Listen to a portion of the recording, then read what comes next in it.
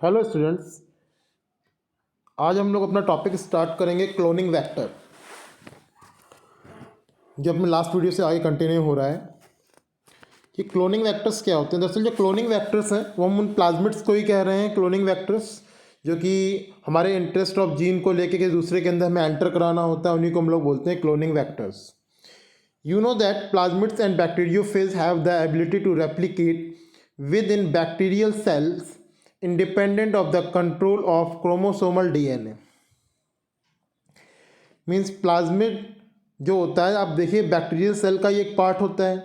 जब plasmid bacterial cell का ही एक पार्ट है तो ये अपने आप को तो रेप्लिकेट करता ही करता है, लेकिन अगर उसमें बैक्टीरियोफेज भी है, मीन्स बैक्टीरियोफेज क्या करेगा, बैक्टीरिया को इन्फेक्ट करेगा और बैक्टीरिया की मशीनरी जो है, मीन्स बैक्टीरिया के जो अंदर जो उसके डीएनए वगैरह है उसको ओवरटेक करके अपने आप को भी रेप्लिकेट करता है।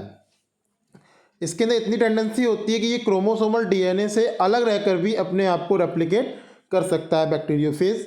ठीक है, तो बैक्टीरियोफेज की जो है अपने आप को रेप्लिकेट करने की जो टेंडेंसी है ये इतनी ज़्यादा हाई होती है कि ये अपने आप को हज़ारों नंबर्स में कन्वर्ट कर सकते हैं, बहुत ज़्यादा लार्ज नंबर्स में अपने आप को कन्वर्ट कर सकते हैं। ठीक है, यदि हम खुद सोचिए, जब ये अपने आप को इतना रेप्लिकेट से कर सकता है, ठीक है, प्लाज्मिड से भी ज़्यादा, मीन्स अगर हम किसी जीन ऑफ इंटरेस्ट को इसके अंदर इंसर्ट करा दें और फिर इसको हम किसी के अंदर एंटर करा दें, तो समझिए कि ये अपने आप को कुछ ही समय में, फ्यू मिनट्स में ही ये हज़ारों कॉपी बना लेगा। मीन्स जो जीन ऑफ इंटरेस्ट है उसकी बहुत सारी कॉपी हमको मिल जाएंगी। Bacteriophage because of their high number पर सेल, कि भाई इसको अपने आप को रेप्लिकेट करने की बहुत ज़्यादा क्षमता होती है इसके अंदर, have very high copy numbers of their genome within the bacterial cells. Some plasmids may have only 1 or 2 copies per cell, whereas others may have 15 to 100 copies per cell। Means अब किसी किसी cell के अंदर केवल plasmid की 1-2 copies हैं, इनको हम लोग बोलते हैं लो कॉपी नंबर प्लाज्मिड। ठीक है, और किसी किसी में 15 to 100 है, मीन्स ज़्यादा है, तो उसको बोलते हैं हाई कॉपी नंबर प्लाज्मिड। ठीक है, मीन्स कम, मतलब 1-2 है तो लो कॉपी नंबर प्लाज्मिड और ज़्यादा है तो हाई कॉपी नंबर प्लाज्मिड। ठीक है, मीन्स इन नंबर्स को, मीन्स नंबर ऑफ प्लाज्मिड्स को इंक्रीज भी कर सकते हैं अपने लेबोरेटरीज में।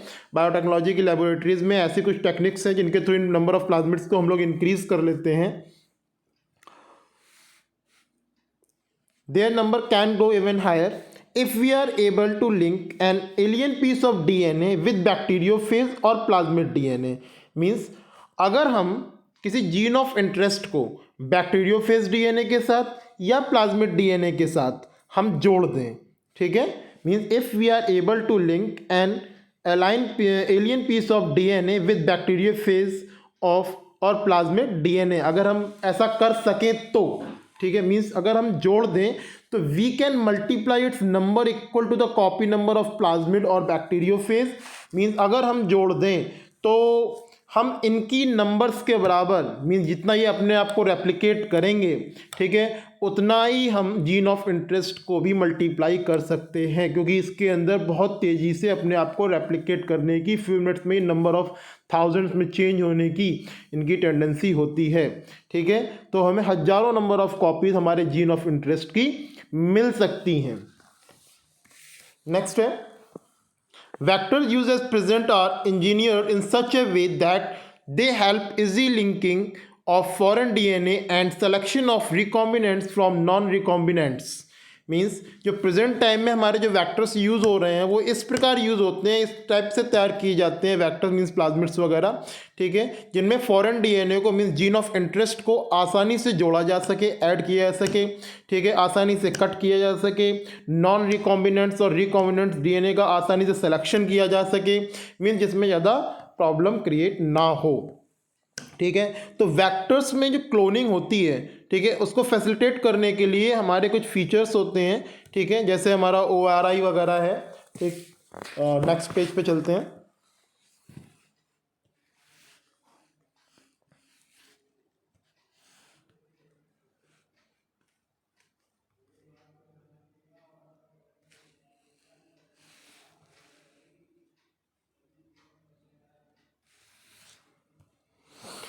The following are the features that are required to facilitate cloning into a vector। Means किसी वेक्टर की क्लोनिंग करने के लिए कौन कौन से फीचर्स की ज़रूरत होती है, तो नंबर 1 है ओरिजिन ऑफ रेप्लिकेशन, जिसको हम लोग शॉर्ट फॉर्म में बोलते हैं ORI। क्या बोलते हैं? ORI। This is a sequence from where replication starts and any piece of DNA when linked to this sequence can be made to replicate within the host cells। Means ये एक तरह का सीक्वेंस होता है ORI। Means नाम ही में मालूम पड़ा origin of replication, means replication की शुरुआत करने वाला पॉइंट। तो ये एक ऐसा सीक्वेंस है जहाँ से रेप्लिकेशन की स्टार्टिंग होती है, शुरुआत होती है। ठीक है, जब किसी जीन ऑफ इंटरेस्ट को मीन्स डीएनए का कोई भी पीस जब इस ORI से जोड़ दिया जाता है होस्ट सेल के अंदर, तो वो अपने आप यहाँ से रेप्लिकेट करना स्टार्ट कर जाता है। ठीक है, DNA when link to this sequence can be made to replicate within the host cell. तो अपने होस्ट सेल के अंदर वो अपने आप को रेप्लिकेट करेगा। This sequence is also responsible for controlling the copy number of linked DNA. Means जो लिंक डीएनए है इसके कॉपीज ऑफ नंबर को भी यही ORI कंट्रोल करता है, रिस्पॉन्सिबल होता है। क्यों? इसलिए कि जब इसको ORI से जोड़ा गया है, तो जितनी बार वो ORI से जोड़ने के बाद ये अपने आप को रेप्लिकेट करेगा, अपने आप को बढ़ाएगा, तो उतनी बार ही तो हमारा जीन ऑफ इंटरेस्ट जो है डीएनए का कोई पीस जो है वो अपने आप को कॉपी करेगा। तो रिस्पॉन्सिबल कौन हुआ इसके लिए? हमारा जो ORI रिस्पॉन्सिबल हुआ। ठीक है, so if one wants to recover many copies of the target DNA मतलब gene of interest, it should be cloned in a vector whose origin supports high copy number। Means इसीलिए जो target DNA की कई copies अगर हमें बनानी है तो इसके लिए हम ऐसे वेक्टर में से क्लोन करते हैं जिसकी ORI जो होती है हाई कॉपी नंबर्स को सपोर्ट करती है, जिसकी ORI जो होती है हाई कॉपी नंबर्स को सपोर्ट करती है। मीन्स बहुत सारे रेप्लिकेशन की वो टेंडेंसी रखती है। अब रेप्लिकेशन हो गया, ठीक है, मीन्स हाई नंबर्स क्रिएट हो गए। तो अब यहाँ पर हम यूज़ करते हैं second point, selectable marker. Selectable marker नाम से ही मालूम पड़ रहा है, सेलेक्टेबल मार्कर का मीन्स होता है सेलेक्ट करने वाले, मार्कर मीन्स पहचान करने वाले।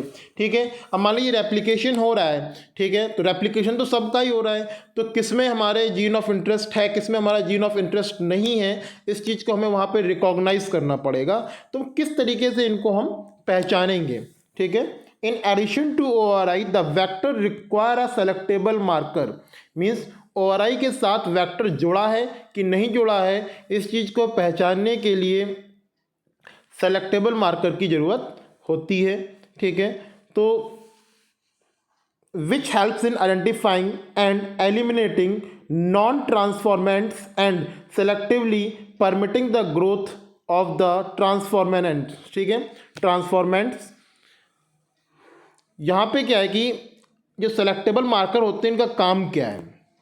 जो नॉन ट्रांसफॉर्मेंट्स का मतलब हो गया कि जिसमें हमारा जीन ऑफ इंटरेस्ट नहीं है। ठीक है, और ट्रांसफॉर्मेंट्स का मतलब हो गया जिसमें हमारा जीन ऑफ इंटरेस्ट है। तो ये मार्कर क्या करेंगे, उसको आइडेंटिफाई कर लेंगे कि कौन सा नॉन ट्रांसफॉर्मेंट्स है, तो उसको एलिमिनेट कर देंगे, उनको हटा देंगे, हमारी हेल्प करेंगे। पहचान लिए तो उन्हें आसानी से हम अलग कर सकते हैं। और जो ट्रांसफॉर्मेंट्स हैं तो उनको हम लोग रिकॉग्नाइज कर लेते हैं। ठीक है, और उनकी सेलेक्टिवली ग्रोथ हम होने देते हैं, जो हमें ग्रोथ चाहिए उनकी उस तरीके से उनकी ग्रोथ होती रहती है।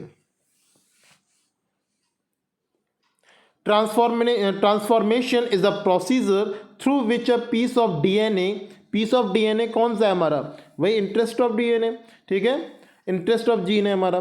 Transformation is a procedure through which a piece of DNA is introduce in a host bacterium. Means DNA के एक पीस को होस्ट बैक्टीरिया में जब हम इंट्रोड्यूस कराते हैं तो उस प्रोसीजर को हम बोलते हैं ट्रांसफॉर्मेशन प्रोसेस। क्या बोलते हैं? Transformation process. नॉर्मली या generally the genes encoding resistance to antibiotics such as ampicillin, chloramphenicol, tetracycline और कैनामाइसिन, ठीक है, और भी बहुत सारे हैं, ये एंटीबायोटिक्स हैं, are considered useful selectable markers for E coli. Means ये जो आपके एंटीबायोटिक्स हैं ये ई कोलाई के लिए as a selectable marker use होती हैं। तो किस तरीके से यूज़ होती हैं उस चीज़ को ज़रा समझ लेते हैं हम लोग। मान लीजिए कि हमारे पास एक ये आपका बैक्टीरियल सेल है, ठीक है, ई कोलाई है, जिसमें आपका कोई भी जीन ऑफ इंटरेस्ट नहीं है। और मान लीजिए हमारे पास एक ये है जिसमें हमारा ये वाला पोर्शन जीन ऑफ इंटरेस्ट का है, ठीक है। अब मान लीजिए कि इसमें जो जीन ऑफ इंटरेस्ट है ये हमारा किस चीज़ का लगा हुआ है, एम्पिसिलिन का लगा हुआ है, ठीक है। अब इन दोनों को हम एक नॉर्मल हो गई, एक हमारा ट्रांसफॉर्मेंट हो गई, दोनों को उठा के हमने एक ऐसे मीडिया में डाला जिसमें हम लोगों ने एंटीबायोटिक मिक्स कर रखी है। कौन सी एंटीबायोटिक मिक्स करी है? एम्पिसिलिन मिक्स कर रखी है। जब इन दोनों को हम इस मीडिया में एंटर कराएंगे तो क्या होगा कि जिसके अंदर हमारा जीन ऑफ इंटरेस्ट है, मीन्स एंटीबायोटिक्स एम्पिसिलिन वाला जीन ऑफ इंटरेस्ट है, वो तो इसमें सर्वाइव कर पाएगा, लेकिन जो हमारा नॉर्मल ई कोलाई है वो ख़त्म हो जाएगा। इससे हमने रिकॉग्नाइज कर लिया कि ये हमारा कैसा था, नॉन ट्रांसफॉर्मेंट था और ये हमारा ट्रांसफॉर्मेंट था। तो मीन्स जिसके थ्रू हमने पहचाना है वो आपका करा रहा है सेलेक्टेबल मार्कर, ठीक है। तो नेक्स्ट वीडियो में हम लोग क्लोनिंग साइट्स के बारे में पढ़ेंगे। इस वीडियो में इतना ही। Thank you.